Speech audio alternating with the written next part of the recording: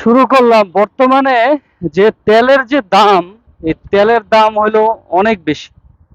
122 টাকা করে তেলের দাম। এই তেলের দাম যদি এত বেশি হয়, তো গাড়ি চালাইয়ে তো আপনার এতই পাবেন না, মানে চাহিদা পাবেন না। যে পরিমাণ তেলের দাম বাড়ছে, 122 টাকা রেট, এবং ওই রকম ভাবে কিন্তু উবার পাঠাও কিন্তু ভাড়া বাড়ায় না। যে আপনাকে যে 10 কিলোতে আপনাকে 150, 160 তারা এখন ভাড়া এরকম দিচ্ছে। কিংবা 10 কিলোতে আপনাকে কাউকে কাউকে দিচ্ছে হলো যে 180 টাকা করে। তো আহামরি বেশি ইনকাম দিচ্ছে না। তো আপনারা এই যে অ্যাপস দিয়ে চালাইয়া ইনকাম করবেন, তো এই ইনকামের সুযোগটা কিন্তু অ্যাপস কোম্পানি তেমন রাখতে আসে না। আর তারা যাত্রীদেরকে প্রাধান্য দিচ্ছে, কিন্তু ইনকামের কিন্তু তেমন আপনাকে লাভ দিচ্ছে না।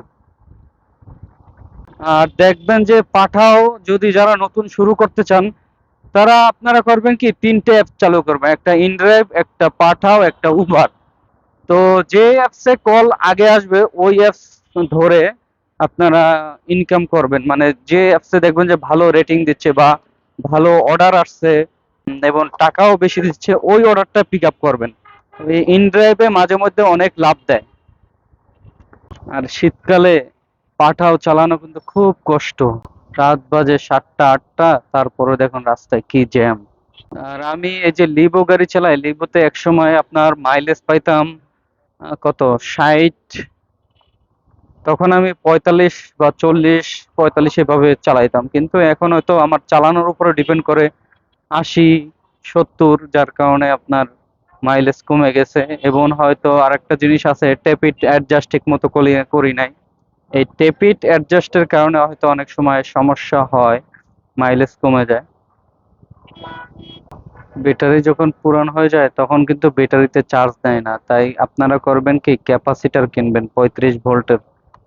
একটা ইউপিএফ এরকম লেখা আছে, 35 ভোল্টের ক্যাপাসিটর কিনে প্লাসে মাইনাসে, ক্যাপাসিটরের যে প্লাস এবং ক্যাপাসিটরের যে মাইনাস, এইতে লাগিয়ে দিবেন, তাহলে দেখবেন যে অনায়াসে আপনার ব্যাটারিতে সুন্দর চার্জ হবে। যখন একটা ব্যাটারি 1 বছর ইউজ করেন, তখন কিন্তু ব্যাটারির আর ভালো তারতম্য থাকে না, মানে ভালো চার্জ উঠে না, বা ডাউন হতে থাকে আস্তে আস্তে। কারণ 1 বছরই মেয়াদ থাকে ভালো ব্যাটারির। তো এই জন্য আপনারা করবেন কি, আপনারা যেটা করবেন, একটা লাগাই নেবেন, ক্যাপাসিটর। ক্যাপাসিটর লাগাই নিলে কিন্তু চার্জ উঠবে ভালো। বাংলা টেসলা, অনেক টেসলা এই ঢাকা শহরে। এই ঢাকা শহরে গাড়ি চালাইতে টেসলার ভয়ে থাকতে হয়।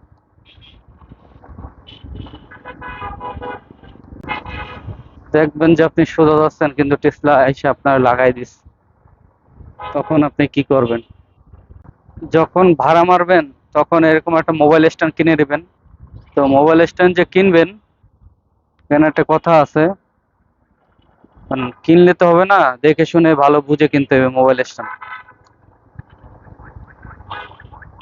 এই মোবাইল স্ট্যান্ড হইলো যে প্লাস্টিকের গুলান কিনবেন না, সবসময় লোহার গুলান কিনবেন। লোহার গুলান কিনলে কি হবে, আপনার এই মজবুত থাকবে এবং পড়বে না সহজে, মোবাইল পড়ার সম্ভাবনা কম। বর্তমানে মানুষ যে কিভাবে জীবন জীবিকা নির্বাহ করতেছে, তা আসলে এই ঢাকায় আসলে বোঝা যায়। আমি আমার ডান সাইডে একটু সাইড দিছি, যাতে আমার যে সহযোদ্ধারা যারা একসাথে বাইক চালায়, তারা যাতে যাইতে পারে। কারণ আমি চাই যে তারাও আমার সাথে যাক রিল্যাক্স মুডে, কারণ এত তাড়াহুড়া নাই। তাড়াহুড়া এবং দ্রুত চালাইলে দেখছি আমার মাইলেজ ডাউন হয়ে যায়। তাই আমি সিদ্ধান্ত নিছি, এখন থেকে আমি দ্রুত চালাবো না, আমি যতটুকু পারবো 45 গতিতে চালাবো। আর মাঝে মধ্যে টান নেওয়ার ক্ষেত্রে, কারণ জিপ গাড়ি পিছন থেকে এসে লাগাই দিতে পারে, তখন হয়তো দেখা যাবে আপনার কত, হাইয়েস্ট গেলে 45 বা 60, 60-এর উপরে উঠবো না। তো আমি সবসময় সাইড দিয়ে চালাইতেই ভালোবাসি, এবং সবসময় সাইড দিয়ে চালাবো। আর বাইকে তাড়াহুড়া না করাই ভালো, কারণ বাইকের অ্যাক্সিডেন্ট, মারাত্মক অ্যাক্সিডেন্ট, আমার চোখের সামনে অনেক অ্যাক্সিডেন্টই হয়েছে আর কি। দেখতে পাই, এই যে এই বাংলা টেসলা কিন্তু আছে, এটারে ওভারটেক করতে হবে, নাহলে আমি ওই সামনে দিয়ে যাইতে পারবো না। এখান থেকে একটু যদি ওভারটেক করি তাহলে ভালো হবে আর কি। এই যে সামনে দেখতে পাচ্ছেন না, এই সামনে যাওয়ার পর হাতের বাম দিকে একটা রোড আছে, এই রোডে যাইতে হবে। তাই আমার এখন টেনশন, আগে যাইতে হইবে, আগে না গেলে হইবে না। এই আস্তে লাগাইও না। হ্যাঁ ঠিক আছে, আপনিও যেদিক দিয়ে যাবেন আমিও সেদিক দিয়ে যাবো। এই শীতে যারা পাঠা, উবার, ইনড্রাইভ চালায়, যারা এই কষ্ট করে টাকা ইনকাম করে ফ্যামিলির জন্য, আসলে পুরুষ মানুষের সারা জীবন কষ্ট নাকি জানি না, তবে আল্লাহ তাআলা এভাবেই তৈরি করছে তাদেরকে। সারা দিন রাত বইসা থাকে একটা যাত্রীর জন্য। কোনোদিন কারো ইনকাম হয়, কারো ইনকাম হয় না। এটা আসলে কি রিজিকের উপরে ডিপেন্ড করে, কার ইনকাম কতটুকু হবে। কাউকে আল্লাহ তাআলা হাত ভরে দেয়, কাউকে দেয় না। দেখা যাবে আপনি সকালবেলা বের হয়েছেন, অনেক টাকা ইনকাম করে ফেলছেন। থাকবোই না, আমি এই 45-45ই চালাবো। কি চাইতেছেন, এখনো ইনকাম করতে পারতেছেন না, বা আপনার বেকারত্বের অভিশাপ আছে, তো ওই অভিশাপটা আপনি কিভাবে দূর করবেন? প্রথমে একটা কষ্ট মষ্ট করে সেকেন্ড হ্যান্ড বাইক কিনে ঢাকা আসবেন। এবং বাইক চালাইতে হলে ঢাকা শহরে 3টি কাগজ লাগবে। একমাত্র হইলো ড্রাইভিং লাইসেন্স, 2 নাম্বার হইলো নিজের নামে বাইকটা কিনা, 3 নাম্বার হলো নিজের নামে ট্যাক্স টোকেন কিনা। এই 3টা জিনিস থাকলে আপনার কেউ পুলিশের যে দারোগাও আসে, কেউ আপনাকে আটকাবে না।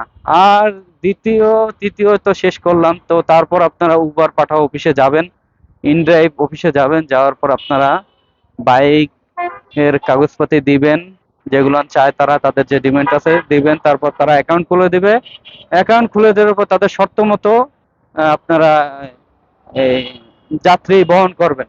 কম চালাবেন, যারা নতুন আসবেন ঢাকা শহরে রাত্রায় কম চালাবেন। যারা নতুন অবস্থায় ঢাকা শহর চিনেন না, তারা কিছুদিন ধরে ম্যাপস ফলো করবেন, এবং ম্যাপ দেখবেন যে বাসায় বসে এক লাখ ম্যাপ চালাবেন, যে ম্যাপস কিরকম ইউজ করতে হয়, ম্যাপ দিয়ে কিভাবে যাইতে হয়, ম্যাপ দিয়ে কোন কোন লোকেশনে যাইতে হয়। তবে একটা জিনিস মনে রাখবেন ভাই, গুলশানে আসবেন না সকাল টাইমে, গুলশানে আসলে কিন্তু ভাড়া পাবেন না। গুলশান বনানীতে সকাল টাইমে আপনার ভাড়া থাকেই না। এখানে যদি যাত্রী নিয়ে ভুলক্রমে আসেন তাহলে বুঝবেন যে ফাইসা গেছেন।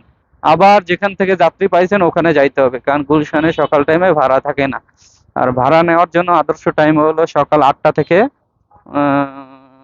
থেকে দুপুর 12টা পর্যন্ত, কারণ এরপর থেকে আবার যে ভাড়া, আপনার যে কি বলে ভাড়া আর কি থাকে না, ভাড়া আরো ডাউন কমায় দেয় আপনার অ্যাপস এর ভিতরে। দুপুরবেলা 12টার সময় বাসায় চলে গেলেন, বাসায় চলে যাওয়ার পর আবার বিকাল টাইমে হইলে শুরু করলেন 3টা থেকে, 3টা থেকে একদম আনুমানিক 4টা পর্যন্ত, এই টাইম পর্যন্ত শুরু করলেন। 3টা থেকে শুরু করলেন রাত 9টা পর্যন্ত, বা 9টার পর আবার হইলো যে তারা ম্যাপস এর মানে ডিসকাউন্ট কমায় দেয়, মানে আপনার বেশি আর কি টাকা বা ভাড়া দেয় না। ধরেন যে ভাড়া পাইতেন আপনি 9টার আগে 180 টাকা, সে ভাড়া আপনাকে দিল কত, 150 বা 60 এরকম দিল, কারণ আপনাকে তখন তেমন ভাড়া দিল না। এই আর 7-8টা ট্রিপ কমপ্লিট করতে পারেন তাহলে আপনার 1000-1500 টাকা তেল খরচ ভাবে উঠে যাবে, কারণ 7-8টা বা 4-5টা যদি বড় বড় ট্রিপ পাই যান, তাহলে আপনার টাকা তেল খরচ বাদে উঠে যাবে। প্রতিদিন যদি আপনি 1000, 1500, 2000 যদি ইনকাম করতে পারেন, দেখবেন যে আপনার এত আহামরি কিছু মানে লাগবেও না। অনেক কঠিন ঢাকা শহরে, কারণ যে পরিমাণে অ্যাক্সিডেন্ট হয় এবং যে পরিমাণে বাইক বৃদ্ধি পাইছে, কারণ বেশিরভাগই হলো বাংলা টেসলার কারণে। ওই যাত্রী যদি 80 টাকায় যদি যাইতে পারে, আপনার বাইক হলে তো 150 টাকা লাগবে। তা 80 টাকায় রিক্সায় টেসলায় চলে গেল, মোটর টেসলায়, তারা তো এই হিসাব করে, তাই না? এই জন্যই মানে মানে যা আর কি বলে, বেশি বেশি নিতে হবে সোলো ড্রাইভিং প্রশিক্ষণ হলো কি আপনার 2 পা মাটিতে পড়বে না, অথচ আপনি সুন্দরভাবে ড্রাইভিং করে যাইতে পারবেন। আপনার প্রচন্ড জ্যামের ভিতরে আপনি মাটিতে পা না ফালায় আপনি দাঁড়ায় থাকবেন, এবং ওইভাবে একটু একটু করে যাইতে থাকবেন, ওইটাই স্লো ড্রাইভিং। স্লো ড্রাইভিং যত শিখবেন তত ভালো, এবং যাত্রী নিয়ে ডবলিং নিয়ে যখন চালাইবেন তখন আরো ভালো, কারণ শিখতে পারবেন তখন ভাই।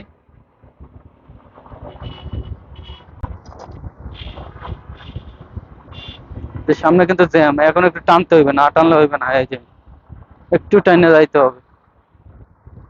আর আজকে শনিবার তো তেমন জ্যাম পাই নাই, এই আর কি। হ্যাঁ, আজকে রাস্তা একদম ফাঁকা আছে, তাই আমিও চাইতেছি একদম স্লোলি ড্রাইভিং করে যাব। তো দ্রুত ড্রাইভিং করে লাভ নাই, আমার তেল নষ্ট। আমার যদি 80-তে টানি, আমার দেখা যায় যে 4 লিটারে, যেখানে আমি যাইতাম কত, 4 লিটারে যাইতাম আমি প্রায়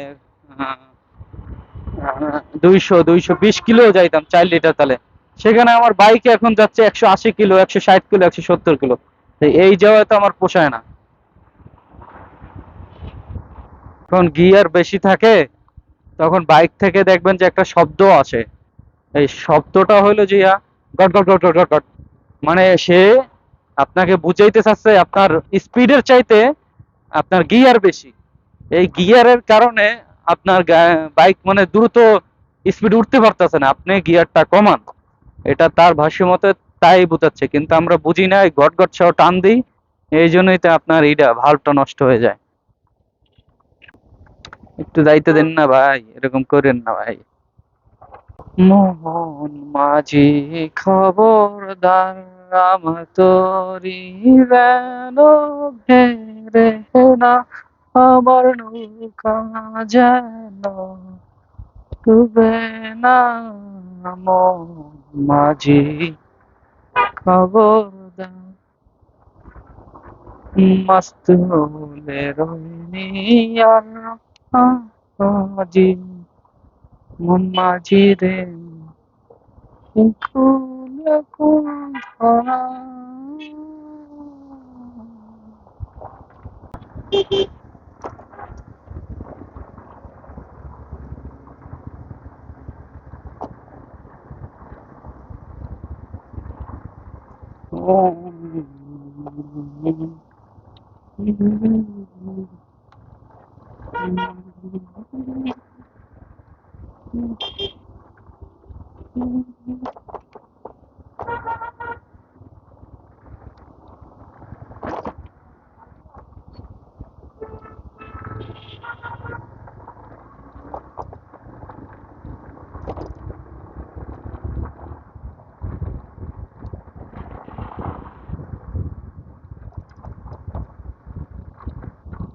মাঝে মধ্যে টান না দিলে ওই দেখবেন প্রাইভেট কারও সুযোগ নেয়।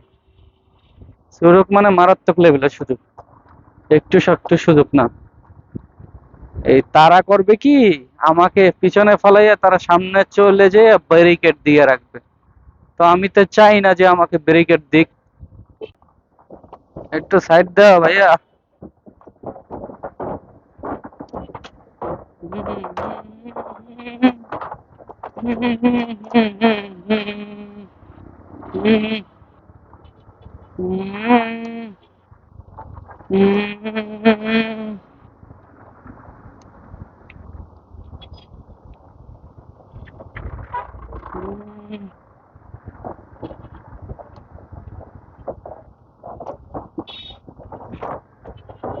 দেখছেন কি কৌশল, এদিক দিয়ে প্রতিদিন যাওয়া আসা করি, তাই আর কি গেলাম। এভাবে করে যাইতে হবে, একটু সাইড দাও।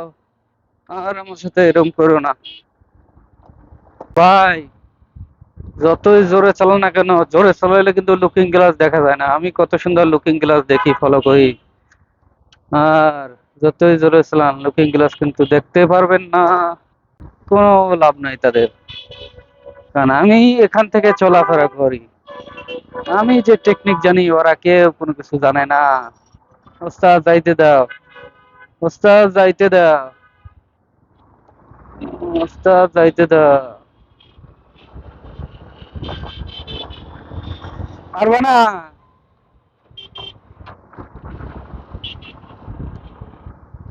এখন যাও গা, এখন আস্তে আস্তে যাও গা, আগেই যাও গা, কিন্তু তখন কিন্তু পারবা না। আমি